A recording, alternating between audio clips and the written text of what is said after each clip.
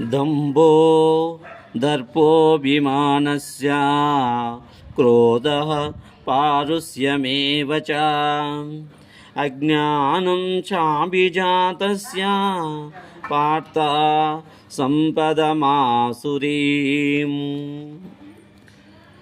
దంభము అనగా కపటము, దర్పమనగా మొండితనము, అభిమానము, క్రోధము, పౌరుషం అంటే మాటల యందు కానీ చేష్టల యందు కానీ కఠినత్వం కలగడాన్ని పౌరుషం అంటారు. అజ్ఞానము మొదలగునవి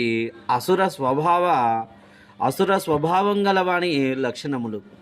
భగవద్గీతలో 16వ అధ్యాయంలో దైవ అసుర లక్షణాలను తెలియజేస్తూ చెప్తూ ఉన్నాడు.